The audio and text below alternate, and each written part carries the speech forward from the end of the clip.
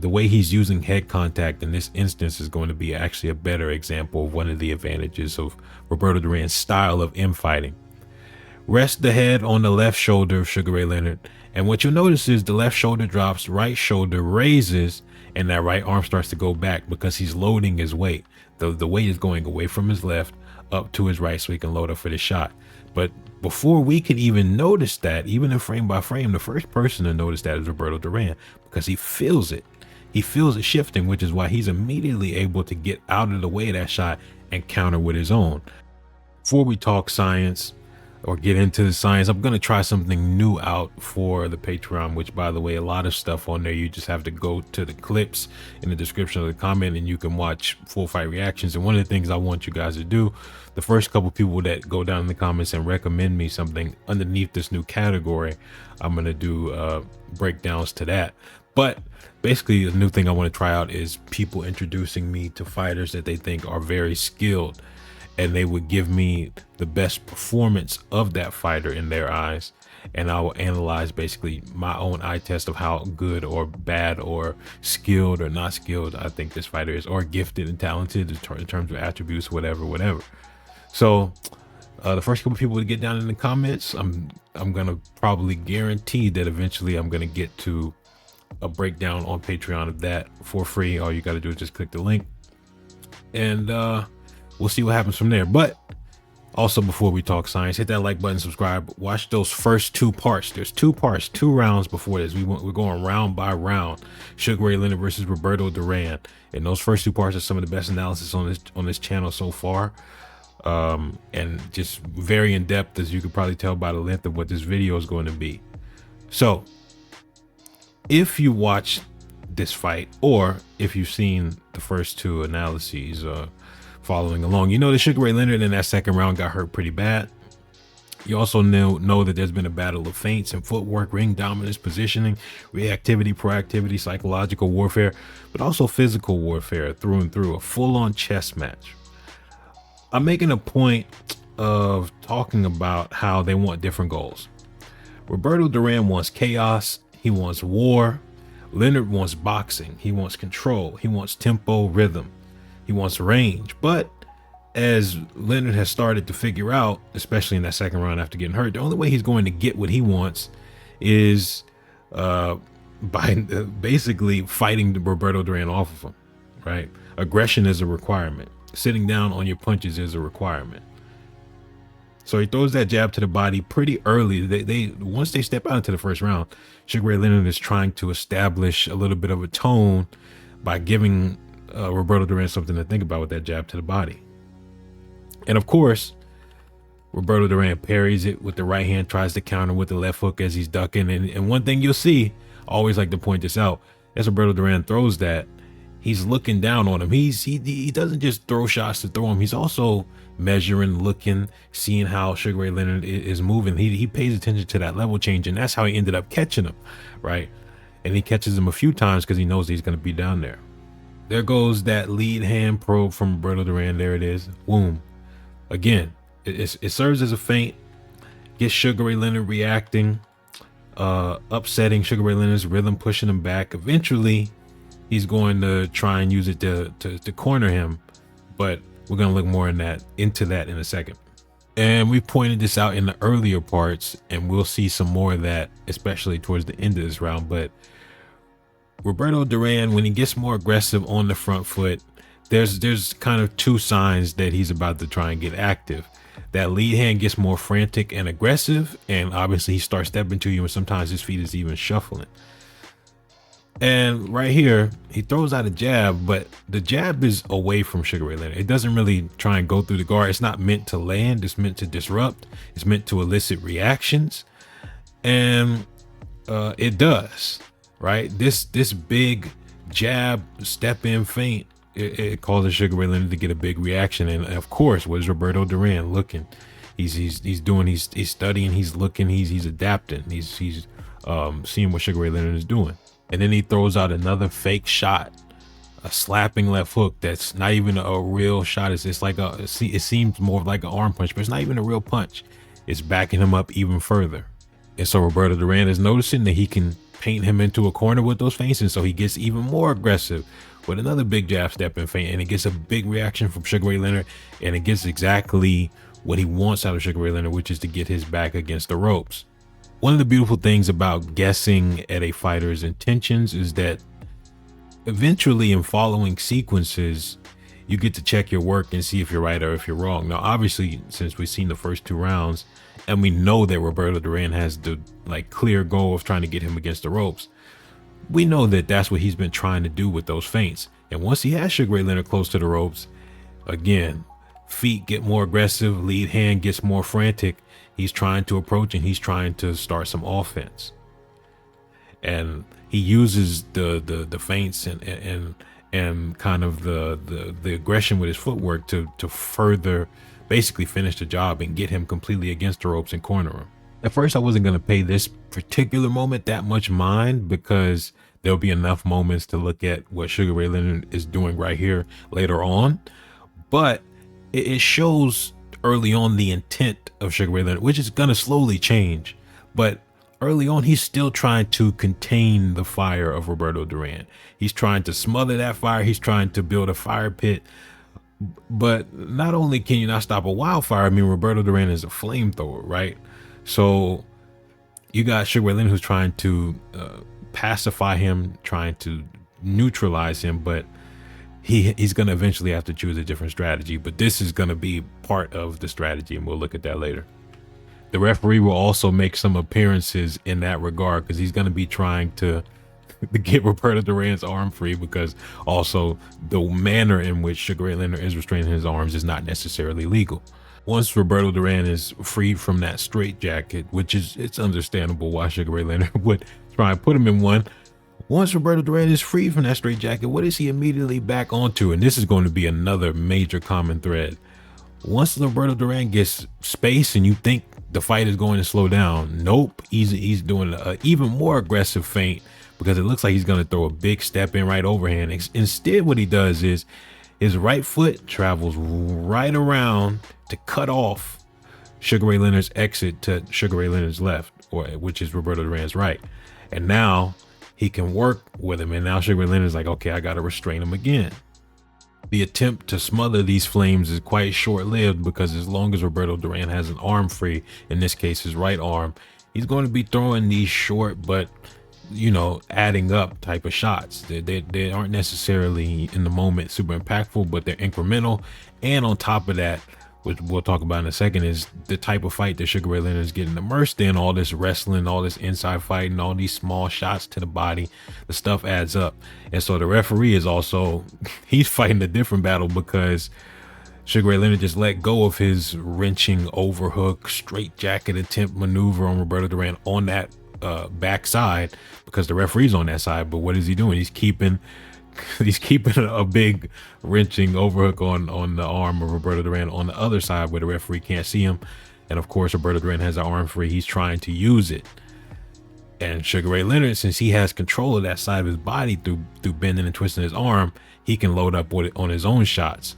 Again, that's another reason why that's partially, I won't say partially, it's completely illegal. That's why the referee is over here circling around like he's a part of the fight.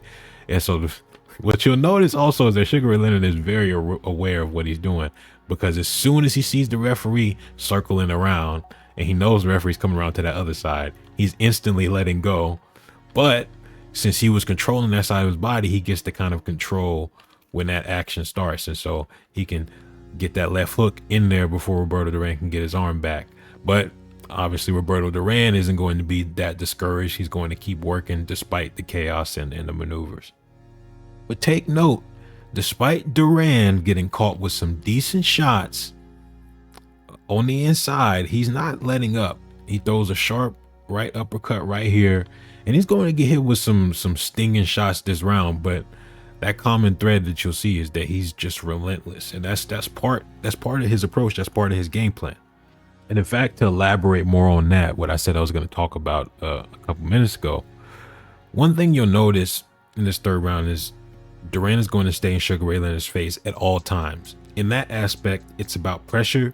It's about not letting someone breathe or get comfortable, which that's what you want to do to somebody like Sugar Ray Leonard generally. Because although Sugar Ray Leonard can be more of a boxer puncher, meaning he can successfully get into brawls and be well off, it's more advantageous and generally it's more comfortable for Leonard to be the boxer, to be fighting on the outside, to be uh, in a slower pace, more rhythmic, predictable fight than the one he's being immersed into now. But this chaotic situation, even if Duran is getting caught, it benefits him more with all the wrestling, which is also tiring him out, the small body shots, all the leaning and twisting and turning that will weigh on Sugar Ray Leonard eventually. This is more of what I was hinting at earlier.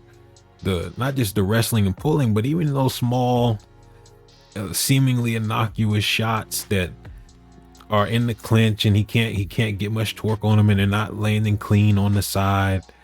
In my opinion, that's the type of small stuff that passes through when you're watching it live, that adds up as the fight progresses, because it's never a singular straw that breaks the camel's back. It's a whole lot of straws that build up to the point where the camel's back just can't handle it anymore. Roberto Duran gets some room to breathe and he is using it. He's unloading with his free hand, throwing these combos, and not a lot of it is landing clean. But one thing I said in a previous video, which is very crucial: analysis is different from scoring. What that essentially means is when we're looking at these moments, Leonard, especially towards the end of this round, lands some much cleaner, sharper, to my eye, nastier shots than what Duran was landing earlier on in this round. But I called this out in one of the previous analyses, because like in the first couple rounds, it looks like Leonard's outscoring him. But if you just pay attention to the scoring, you'll miss that stuff is building up that leads up to Leonard getting hurt. And in this case, it's about this war of attrition that's occurring. And part of it is just being immersed in this chaotic battle where Duran is blasting him on the guard, touching him on the body, wear and tear, pushing him against the ropes. They're wrestling. It's a whole different kind of battle. And of course, Sugar Ray Leonard is not a complete sitting duck. He is, in many instances, patiently waiting for opportunities to throw out his sniping shots, because he is a sniper. Right here, he was against the ropes. He used his shoulder, boom, shoulder blade into the chest, push him back, make room. But of course, Roberto Duran is like, nope, I'm not giving you any room. And he pushes him back against the ropes. But since Leonard is kind of anticipating all that action, he's short, tight, sharp on the inside, and he's waiting, and then he gets what he's looking for. He sees a little movement from Roberto Duran and just bam, perfectly times a sharp, tight lead uppercut. And Duran is looking to counter, but Leonard actually closes the distance, and so he gets inside of that short left hook. So there's this constant range play on the inside that's far more subtle than what it looks like on the outside, but we'll see more of that because Duran is masterful with that. In fact, here's an example. Duran is backing up to make space for his shots, and since Leonard is closing the distance by getting closer to Duran, he realizes that he has to keep backing up in order to make more room for this second left hook. So the first left hook misses because Sugar Ray Leonard is inside of it. So Duran steps back just enough to give space for the second left hook to the body that does get through. But Leonard is following him out, and again, short, tight shots. Nice shovel hook from Leonard. Duran's reaction is not to separate and inventory the damage or the potential for more damage. He's focused on staying immersed in the violence and chaos because he's in a war, right? And Sugar Ray Leonard is also in a war, but Roberto Duran his specialty is warfare in this kind of aspect, trench warfare. So Roberto Duran is going to keep it just like this for almost the entirety of the round. This is something Roberto Duran has spoken about himself, but one of his classic tricks and methods of inside fighting is head positioning and contact, and both serve multiple purposes. For one, you'll note that Duran isn't just constantly staying in Sugar Ray's chest, right? At times he pulls back, at times he even makes the range even tighter, right? Range management is like how we discussed, like there's management on the outside, but on the inside it's more subtle, right? And it's just as crucial in a phone booth. He has his head resting on Sugar Ray Leonard's left shoulder on that left side. And what that means in part is that being in physical contact with your opponent also means you can feel the movement of their body before they throw that punch or make a move, which is why as soon as Sugar Ray Leonard loads up, he can feel it and he's already pulling out of the way. And that's how that left hook partially gets through, and then he barely gets out of the way of Sugar Ray Leonard's left hook and he's instantly crashing back in. But he can sense the shifting of the weight, the shifting of the body. And on top of that, if we go back to that position where he was, if he's on that left side, look at Sugar Ray Leonard's left arm. There's not much that he can do with that left arm. That means that the guessing game just became way more easy, because not only can I feel what you're about to do, I know that you can only really do whatever you're going to do with one arm anyways. So get out of the way of that one arm, and that's why he's countering with the left, because he knows that the right is coming. And on top of that, because I said there's multiple purposes, another thing is being on the side of your opponent's head also means that their body and their head, their shoulder is partially a shield, which is why Sugar Ray Leonard has to move his own head out of the way to try and get to Duran. Again, Duran is instantly thinking, go right back to work. He does not separate. He's like glue on Sugar Ray Leonard. In my opinion, despite Sugar Ray Leonard's scoring success, he is landing some sharp, tight shots, and he will land some more later on. And I do think he'll get more comfortable later on. But I think in these instances where he's just having to weather such a storm, even if like I said, these shots aren't landing super clean, some of them are, some of them aren't, but it's the point that you are immersed in precisely the fight that you're trying to avoid. I don't think he's comfortable in these instances. Now, that doesn't mean that he can't be successful. He's shown moments of success, but that's a part of it also. I don't think he's comfortable just being forced to fight in this manner. However, what I alluded to, and this is important, Leonard is still a fighter, though he is as much of a fighter as he is a boxer, and even more of a competitor than either, which means just getting beat up and kind of surrendering to that uncomfortability is not an option. Answering back is not only necessary, it's unavoidable. Like, that's just in his nature. So regardless of how much of a storm he's going through, he's going to answer back. He's going to look for opportunities to fight through all the chaos that Roberto Duran is bringing.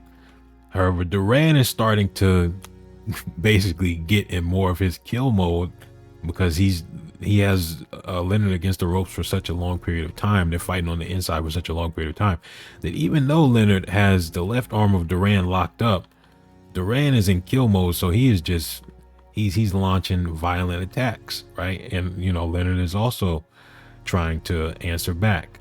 But here comes those multiple sharp uppercuts from Duran, right? So even though that arm is locked up, he's vicious. He's vicious. A caged animal is still an animal. Leonard doesn't have the same type of straitjacket that he had on Duran. And in fact, Duran has his arms over top, and he's leaning and pushing his weight into Leonard, and he's in control, which allows him to decide where the fight goes. Well, it goes exactly where he wants, against the ropes, and he's working, looking for more shots, some of them missing, which is part of the game. With limited mobility, which is why Roberto Duran wants to get Sugar Ray Leonard against the ropes. With limited mobility, this essentially becomes for Roberto Duran a high risk training of bag work, right? He's throwing everything he wants to throw, but you see he's still being defensively responsible, because the high risk part is that he might get hit with something he don't want to get hit with.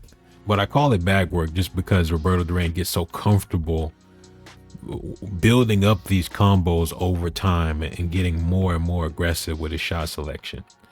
But, you know, there's an emphasis on the risk, because if you miss such a huge uppercut, the follow through, by the way, he's trying to get Sugar Ray Leonard up out of there. Look at that uppercut. The follow through in that uppercut is so vast that even though Sugar Ray Leonard misses his left hook, Sugar Ray Leonard is a combination puncher. Boom, there goes the right hand.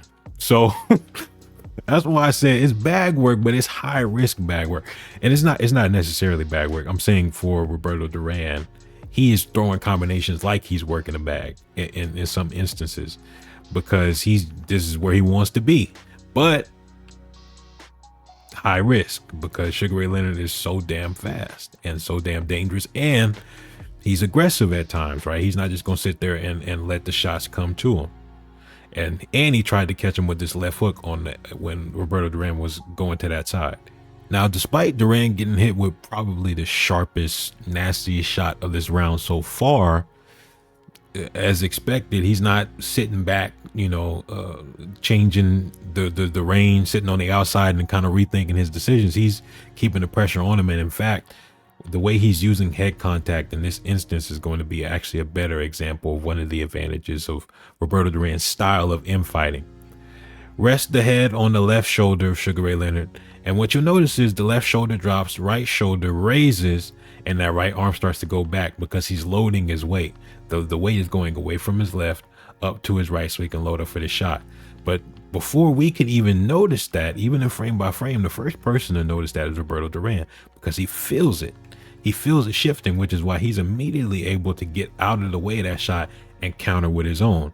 Now, they both, actually, I think that left hook from Leonard may miss. It's hard to say, but Roberto Duran obviously gets off his own shot. However, this is also an important part, because I talked about this earlier, but or maybe that part won't be in the video. But this is the example of what I think is some of the best speed in boxing history. As Roberto Duran is pulling out of the way and countering simultaneously because he feels that weight, Leonard is already throwing a kind of a right shovel hook, right uppercut to the body, and he's already throwing a left. He's so fast with the combo that he's countering the counter of Duran almost before Duran can get his off. That's how fast he is. And it's not necessarily an intentional counter. It's just part of the combo that he's already throwing. But at full speed, that left hook comes through so fast. Yeah, the speed of Leonard is crazy, especially in those combos. Sugar Ray is fighting fire with fire, which in the short time seems like the right thing to do, and it seems to be working out. Steps in, shoulder blade into the chest of Roberto Duran, knocks him off balance, pushes him back, and simultaneously gives room and opportunity for the tight right hook to come through. Currently, the tides are turning, and Leonard is catching him with consistently stingy, sharp shots, which is why, if you'll notice, if we keep this going, Roberto Duran is the one being pushed back right now.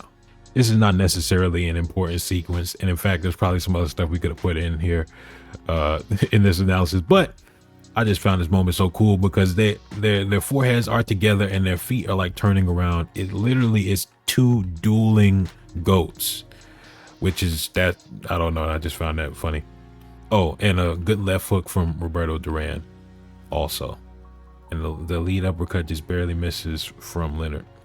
Now, there was a brief period of time where Roberto Duran slowed down a little bit, and that instantly went away the moment he had Sugar Ray Leonard against the ropes. Here comes the vicious combinations. Here comes the chaos. Here comes the war and the violence. Back when we made that list of archetypes, one of the most unique ones was the Tasmanian Devil. And Duran is the embodiment of that throughout the entirety of the rounds we've seen so far, which is up through round 5. The intensity of his feet, his shiftiness, coincides with how much violence he's intending to enact next. He doesn't just throw the combo. The right foot steps around because he's always cutting off exits, right? And he also is throwing that. He does, I think he does this later. But one of the things he's so good at is steps through with the right foot. So he's slowly cutting off that exit to the right side while throwing the left hook, right? So if you want to go to the left side, you got to go through the left hook. If you want to go to the right side, well, his body's going to be there. And this actually isn't that good of an example because there's a better example later.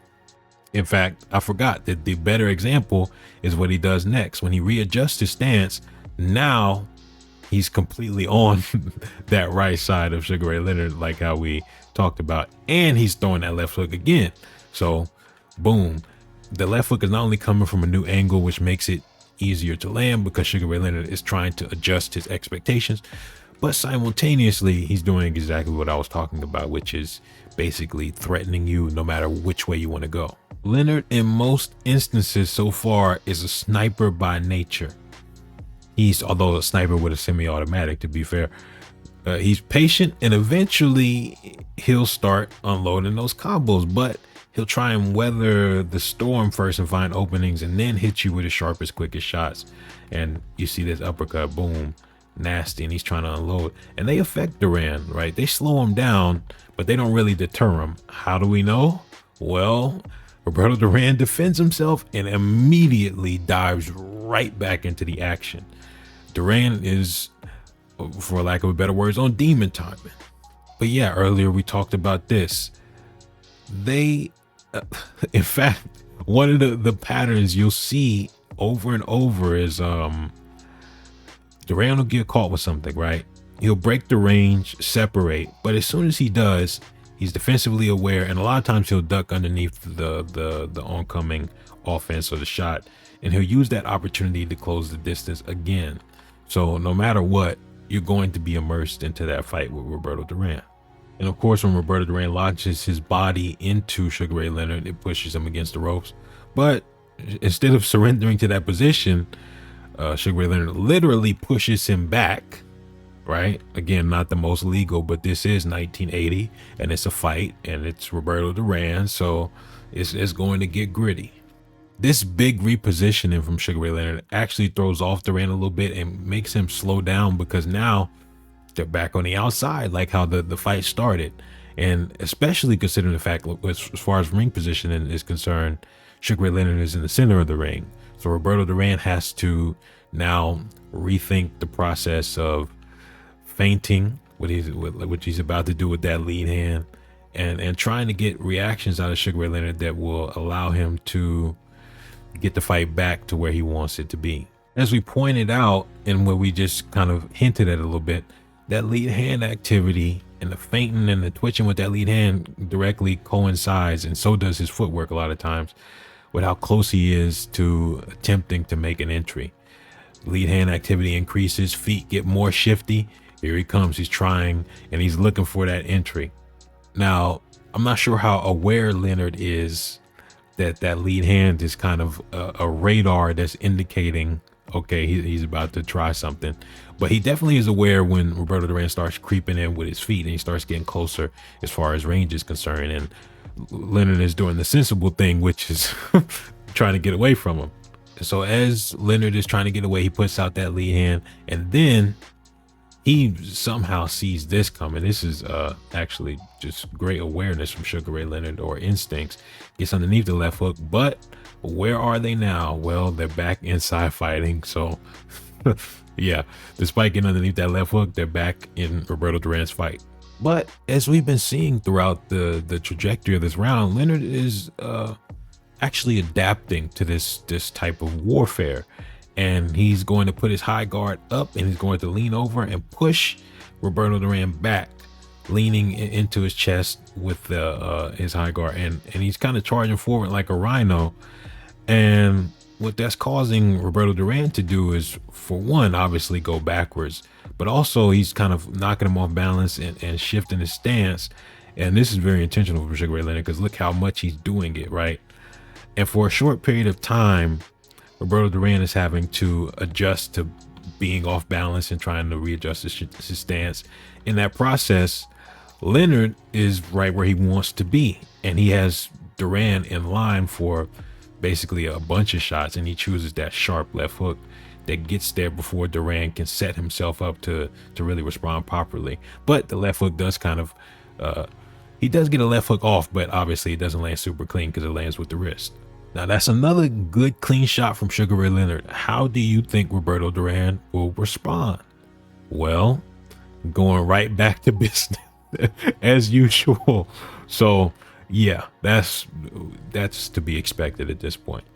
And then another consistent pattern from Leonard this round, just like how we expect Duran to close the distance whenever he basically he's always trying to stay in Sugar Ray Leonard's chest and his face, always trying to stay active. From Leonard, we know that he's going to try and straighten out those arms and basically shut down Roberto Duran's offense. And when that referee comes around, right, because he has that arm locked up, when that referee comes around, he not instantly, here he's actually quite delayed. That's why the referee's getting there. He's letting off those combos, and that may have even been a low blow, but I don't think Roberto Duran cares that much. So, you know, it is what it is. But ironically, I think Duran's fighting a cleaner fight than Leonard in this third round. Not sure what we'll do next. We might do another episode next. We might do a podcast covering some recent events and elaborating on some things. Probably what'll be next most likely is those Patreon recommendations that I talked about in the beginning. Stick around and find out. Notification bell on. That is all, Fight Scientists. I'm out.